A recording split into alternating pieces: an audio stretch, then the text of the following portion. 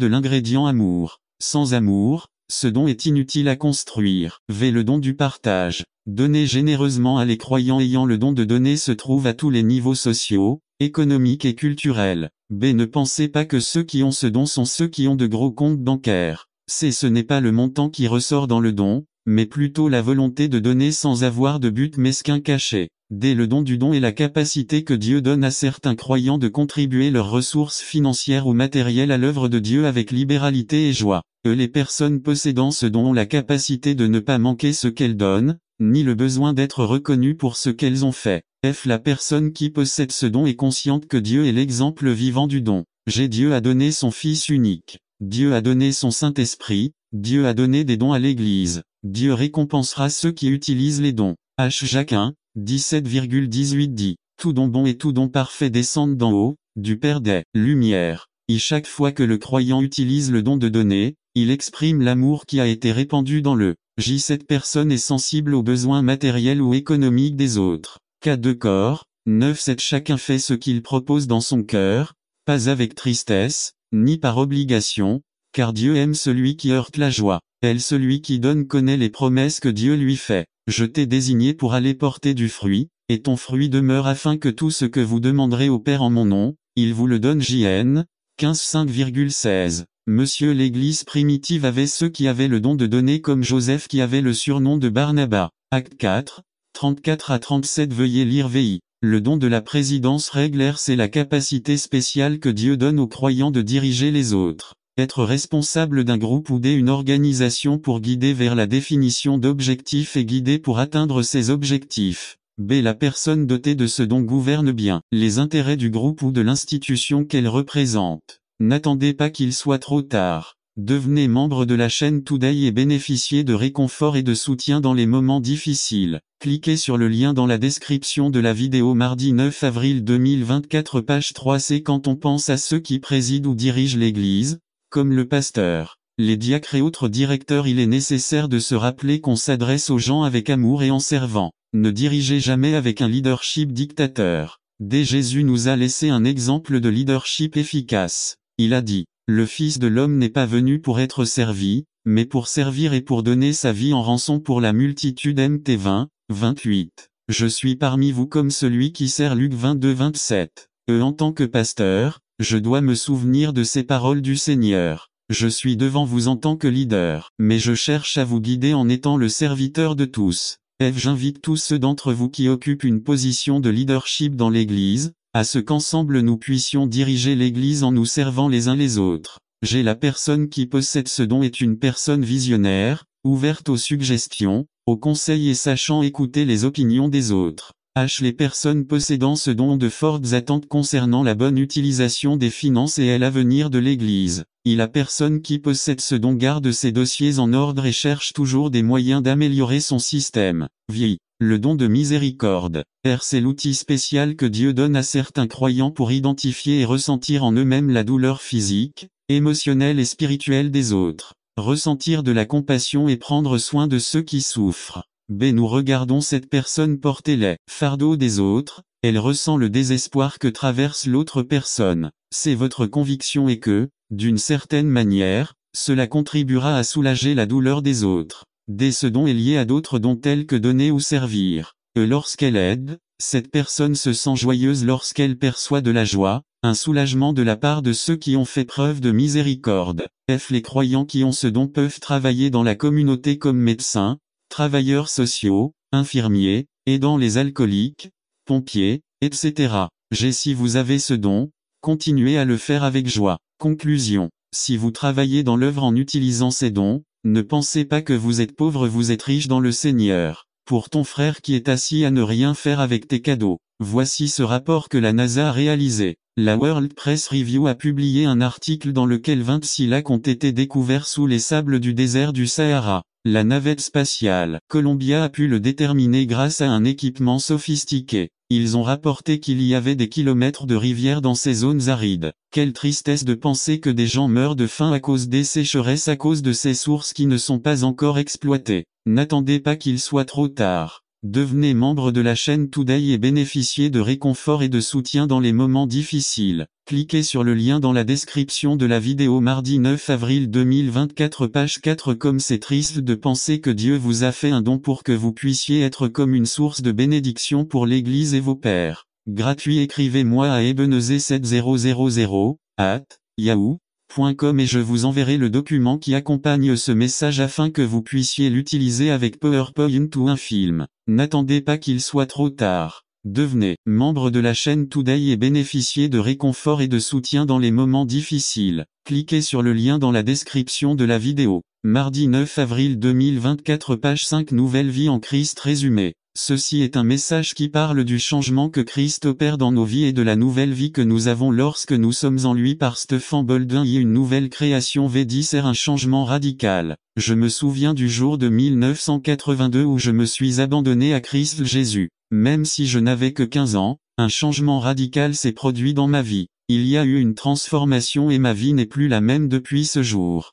Il y a eu une transformation de ma propre nature. Alors qu'avant le péché était normal et régnait sur ma vie, j'ai maintenant la nature de Dieu et le péché est désormais anormal.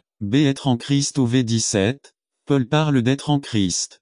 Puis, dans Galates 2:20, il dit que nous vivons par ce que Christ vit en nous. Le chrétien est celui qui a vécu un changement radical et profond. Les choses anciennes sont passées, voici, toutes choses sont devenues nouvelles. C'est l'ancien et le nouveau dans les choses anciennes.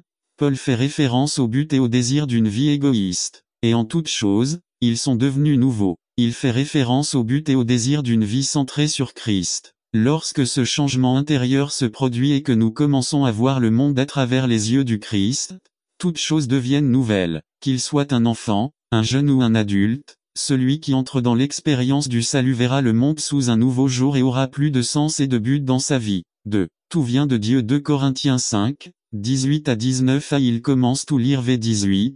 Nous ne remarquons pas que Paul attribue toute l'expérience de transformation à Dieu. Dieu nous cherche et au V19, Paul explique comment Dieu rend cette expérience et ce changement possible pour nous. Le mot le plus important pour nous est réconciliation. On peut s'éloigner de Dieu par indifférence, ressentiment, égoïsme ou culpabilité. Cependant, Paul précise que même ces attitudes ne doivent pas nécessairement constituer une barrière insurmontable entre l'individu et l'amour de Dieu. Ce changement est rendu possible parce que Dieu est en Christ réconciliant le monde avec lui-même. Nous sommes des ambassadeurs du Christ. Regardez le V20, dans lequel Paul parle des chrétiens comme des ambassadeurs en faveur du Christ. Un ambassadeur a été défini comme celui qui représente la personne de son roi ou d'un autre chef d'État. Voyez-vous comment la fonction d'ambassadeur peut être liée aux chrétiens. Le chrétien parle pour Jésus-Christ et son royaume. Dans les affaires du monde, le chrétien doit être le canal par lequel le message du Christ est introduit dans la vie humaine. N'attendez pas qu'il soit trop tard.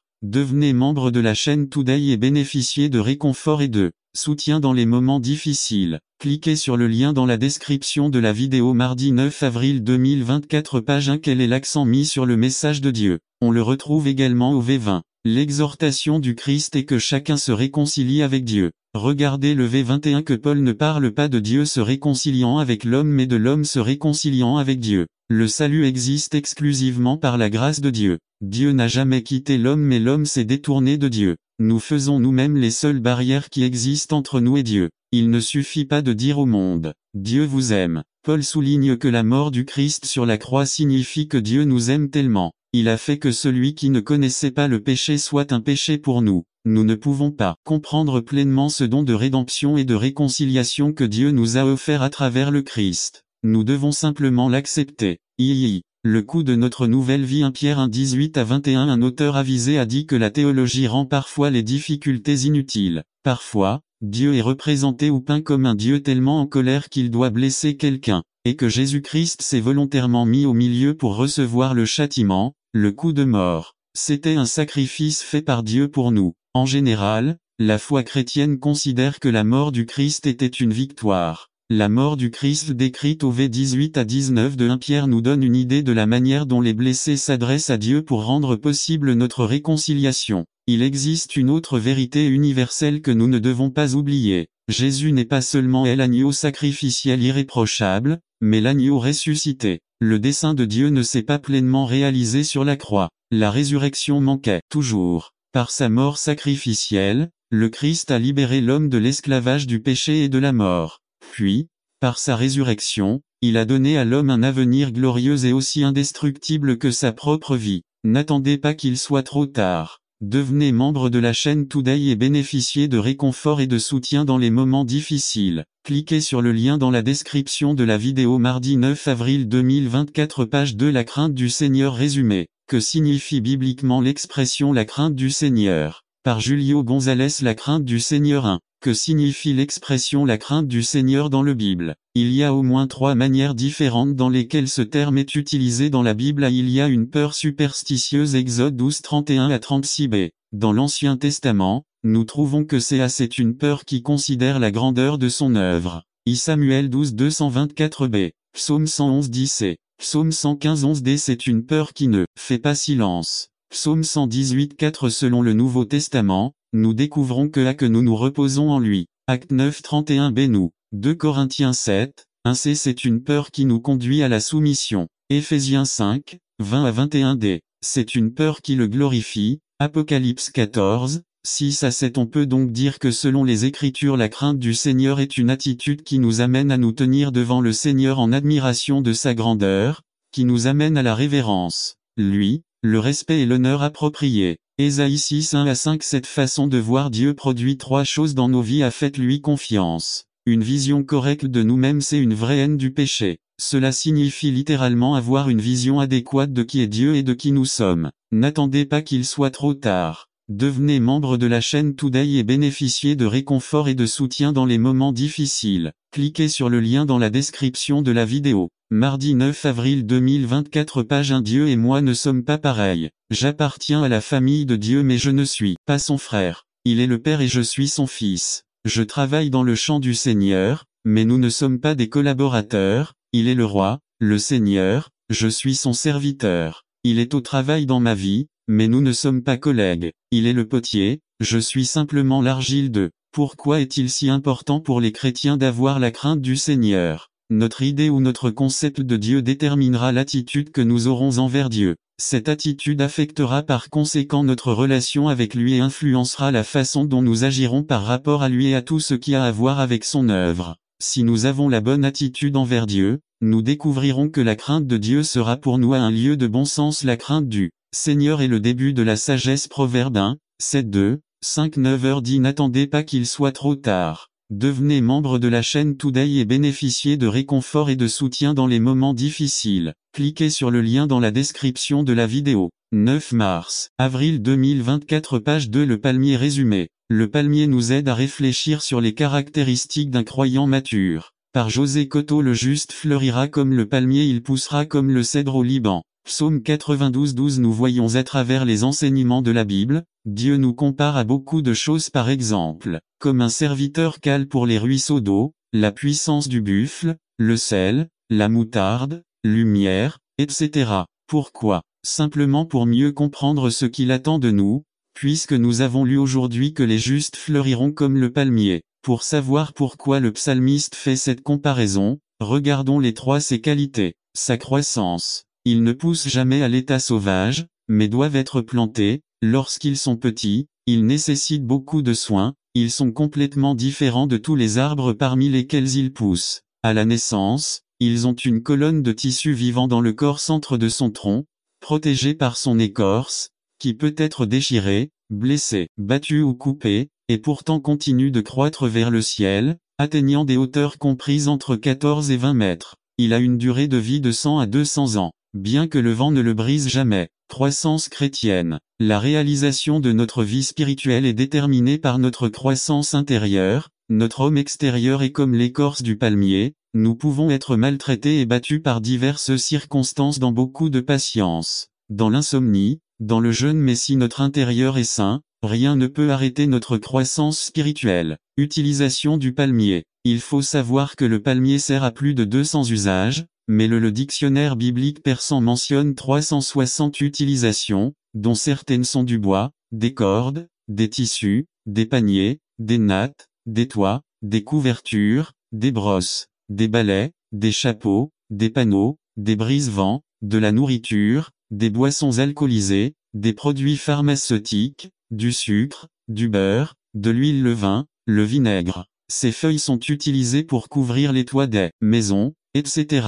Œuvre du chrétien. Quelle belle comparaison, nous qui nous appelons les rachetés du roi des rois et du seigneur des seigneurs devons vouloir être utilisés dans beaucoup et de différentes manières, berger, enseigner, encourager, réconcilier, aimer, pardonner. Le palmier peut être utilisé comme un aliment exquis et aussi comme un humble tapis, et il ne se flétrit pas lorsqu'il est privé d'eau pendant un certain temps car ses racines sont profondes. Son fruit. Il porte ses meilleurs fruits dans sa vieillesse. Son fruit est beaucoup plus sucré lorsqu'il atteint 80 ans. Par contre, quand un pommier vieillit, ses fruits deviennent de plus en plus petits jusqu'à ce qu'ils ne valent plus rien, ce qui n'est pas le cas du palmier, qui produit de meilleurs fruits à mesure qu'il est vieux. Le fruit du chrétien. Ainsi devrait-il en être pour nous. Plus nous avançons dans notre vie chrétienne, plus nous devons montrer de douceur, portant beaucoup de fruits, comme résultat d'une vie dans laquelle Jésus est Seigneur. En plus de nous exhorter à porter beaucoup de fruits, Dieu nous exhorte également à ce que ce fruit perdure.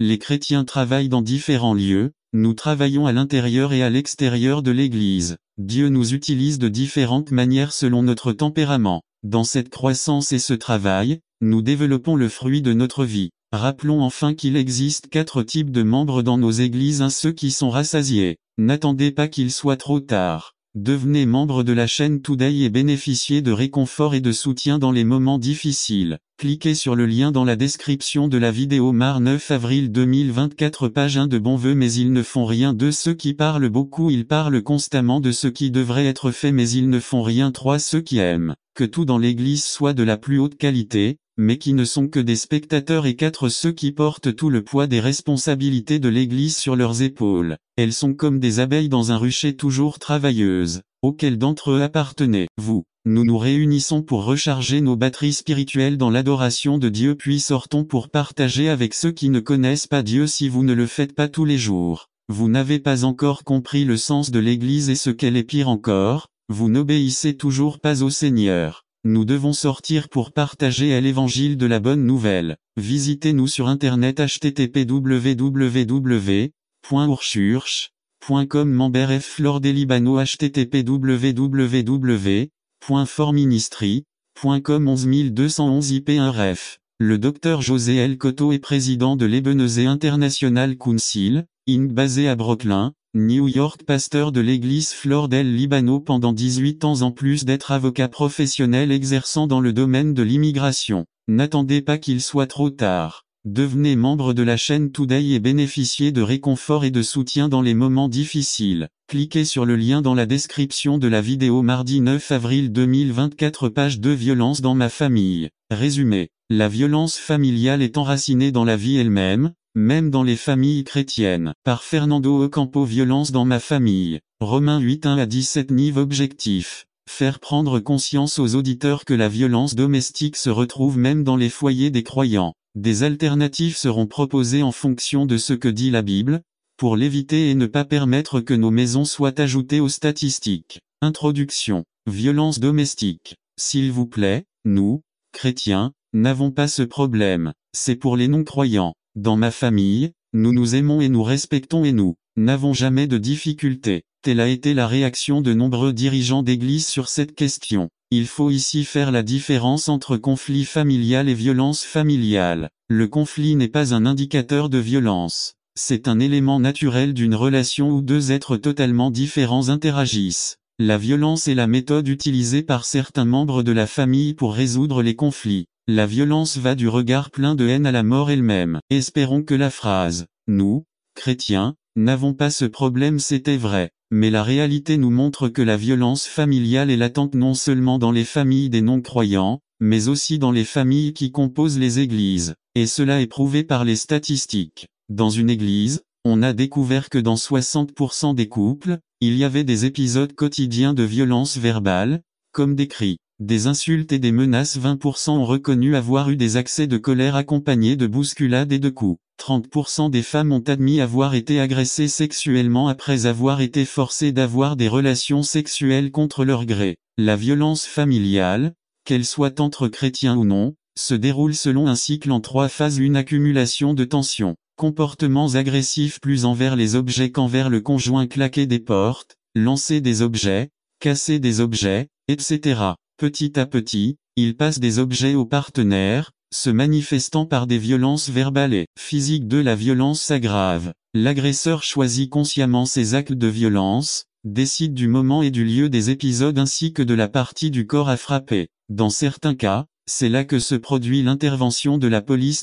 Calme et repentir. L'agresseur assume ses responsabilités et promet de changer. Il y a une période de calme, de démonstration d'amour et d'affection envers le couple. Ils font tous les deux comme si de rien n'était et promettent que rien de ce qui s'est passé ne se reproduira. Transition. En tant que croyants, nous ne devrions pas essayer d'éviter ce problème mais plutôt prendre conscience que la violence familiale se retrouve même dans les foyers des croyants. Si tel est le cas, qu'arrive-t-il aux croyants qui enseignent et prêchent à l'église et qui, pendant la semaine, frappent son conjoint? N'attendez pas qu'il soit trop tard. Devenez membre de la chaîne Today et bénéficiez de réconfort et de soutien dans les moments difficiles. Cliquez sur le lien dans la description de la vidéo. Mardi 9 avril 2024, page 1. Nous affirmons définitivement qu'il existe un problème qui ne peut être traité par aucun spécialiste ou thérapeute, puisque la racine de son comportement violent est proportionnelle à sa relation personnelle avec Dieu. Ainsi, sur la base de ce que dit la Bible dans Romains 8, 1-17, nous verrons deux raisons pour lesquelles la violence familiale est enracinée dans la vie elle-même, même dans les familles chrétiennes. 1. La violence domestique est un produit du péché qui a interrompu tous les niveaux de relation. 4. En cherchant des informations sur ce sujet sur Internet, je suis tombé sur un article très intéressant dans lequel l'auteur licencié Adriana Silva explique ce qui suit. La violence est due à de multiples causes. D'une part, les croyances historiques et mythiques liées aux valeurs, parmi lesquelles l'obéissance, ce qu'une femme devrait être, ce qu'elle devrait être un homme et ce qu'elle devrait être un enfant devrait être, quels sont les droits et obligations de chacun. Évidemment, je suppose que la définition ci-dessus est purement psychologique et tente dans une certaine mesure d'excuser le comportement humain en affirmant que la violence est due à de multiples causes. Mais que nous dit la Bible? Que la violence domestique est le résultat du péché, qui se manifeste par des conceptions déformées des valeurs concernant la famille, le rôle des conjoints, la signification des enfants et les responsabilités de chacun de ceux qui composent le noyau familial. Le mariage apparaît comme un besoin pour les êtres humains qui ne se sentent pas satisfaits et complets sans un être semblable à eux avec lequel ils peuvent unir leur vie, procréer et profiter en famille. Alors, d'où vient la violence domestique? 1.1 Cela naît du désir d'avoir du pouvoir. Il existe des foyers chrétiens où les membres de la famille entretiennent une lutte sans fin pour le pouvoir. Et c'est ce combat qui produit très vite la violence entre les familles. Le père autoritaire oublie son expérience avec le Christ et l'amour qui a été versé dans son cœur par le Saint-Esprit et impose à chacun de se soumettre à son autorité. La mère et les enfants se rebellent en signe de protestation. C'est alors que commencent les manifestations de violence, allant des cris aux coups et, dans certains cas, à la mort. Mais il ne s'agit ni plus ni moins d'une vie de famille vécue selon la nature pécheresse. 1.2 Cela découle du désir égoïste inné chez l'être humain. Il existe un sentiment égoïste inné chez chaque être humain, et cela comme conséquence du péché qui nous assiège chaque jour. Cet égoïsme est ce qui viole l'harmonie et les bonnes relations familiales. C'est pourquoi, en tant que chrétiens, nous devons toujours examiner nos intentions, nos actions, nos pensées et demander au Seigneur de nous aider à éliminer toutes sortes de sentiments égoïstes. C'est l'égoïsme qui nous amène à piétiner et maltraiter notre conjoint et par extension nos enfants. L'égoïsme est ce qui produit la jalousie, la méfiance et même les mauvaises pensées à l'égard du conjoint. C'est pour ça que les crimes passionnels, les statistiques indiquent que les victimes de violences sont, dans la plupart des cas, des femmes et des enfants. Mais il ne faut pas oublier que ces sentiments de pouvoir et d'égoïsme sont des attitudes